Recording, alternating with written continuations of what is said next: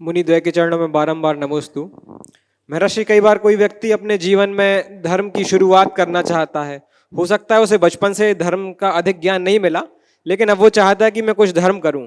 तो वो अपनी जानकारी के आधार पर, अपनी समझ के आधार पर कभी कोई चीज का त्याग कर देता है, कभी कोई क्रिया कर लेता है, लेकिन ऐसे में कोई व्यवस्थित रूप से वो धर्म नहीं कर पाता।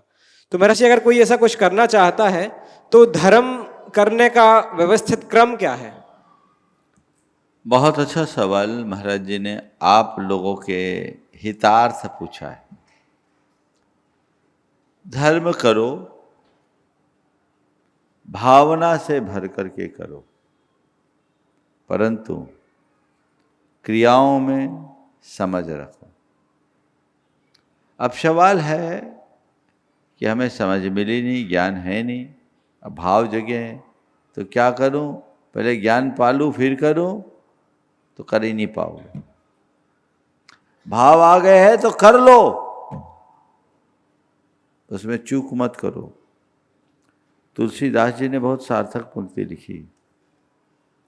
तुलसी अपने राम को रीझ भजो चाहे खीज। तुलसी अपने राम को रीझ भजो चाहे खीज। खेत पड़ो जम जाओगो, औंधो सीधो बीज। अरे भैया, भक्ति का भाव मन में आए तो कर लो, सीधा उल्टा जैसा हो। खेत में बीज पड़ेगा तो अंकुर जरूर उठेगा, उगेगा, भले वो सीधा हो या उल्टा। राम राम जपने का फल तो मिलता है, लेकिन मरा मरा कह देने में भी उद्धार हो जाता है ना? हमने सुना है, और हमने तो एक प्रसिद्ध उदाहरण जैन परंपरा में भी देखा है। अंजन चोर को क्या ज्ञान था? नमोकार मंत्र भी नहीं जाता, नमो अरिहंतानम बोलो, नमो सिद्धानम बोलो। वो क्या बोला? आणम ताणम कछु न जानम, सेठ वचन परमानम। उसका उद्धार हो गया। तो पहली बात, अगर हमें ज्ञान नहीं है तो ज्ञान पाने का प्रयास करे, पर अपनी धार्मिक भावनाओं को रोके नहीं, करना शुरू कर दे, फल मिलेगा। लेकिन वहीं न रुके। अब धार्मिक भावना मन में जगी है तो अपने अंदर ये भाव जगाए कि जो क्रिया मैं कर रहा हूं, उस क्रिया को मैं और बेहतर से बेहतर कर सकूं, अच्छे ढंग से ये क्रिया संपन्न कर सकूं। ऐसी भावना अपने अंतर मन में जगाए, और उसके लिए फिर अधिकाधिक जानकारी अर्जित करे जहां से ज्ञान मिलता है। आपने पूछा, एक धर्म क्षेत्र में आगे बढ़ने वाले व्यक्ति को व्यवस्थित रूप से क्या बातें जानना जरूरी है? सबसे पहली बात, अपने आप को पहचानना। मैं कौन हूं, मेरा क्या है, इसे जानो। शास्त्रीय भाषा में कहूं तो यह है भेद विज्ञान, इसे जागृत करो। आत्मा की सच्ची समझ प्रकट होने पर ही धर्म फलता है। आत्मज्ञान के अभाव में किए जाने वाले बड़े बड़े धर्माचार्य भी हमें वांछित परिणाम नहीं दे पाते। इसलिए आत्मज्ञान को प्राप्त करें, ये अपने हृदय में उद्घाटित करें, उसके लिए स्वाध्याय करें। दूसरी बात, धर्म की क्रियाओं को पीछे जुड़े हुए भावनाओं को जाने। यानी जो हमारे रिचुअल्स है उसको अच्छे से समझे, फॉलो करें। हम पूजा करते तो क्यों करें, पाठ करते तो क्यों करें, जाप करते तो कैसे करें, हम अभिषेक करते तो कैसे करें, हमारी जो दिनचर्या, हमारी जो रिचुअल्स है उसको हम किस तरह से फॉलो करें।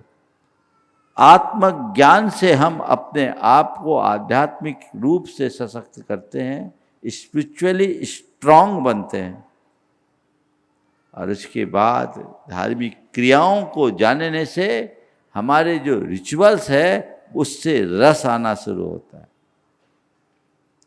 फिर हम अपनी दिनचर्या के विषय में पढ़ें, समझें कि उसमें हम क्या करें, क्या कैसे करें, उसके विषय में जो जानकारी हो सके वो करें।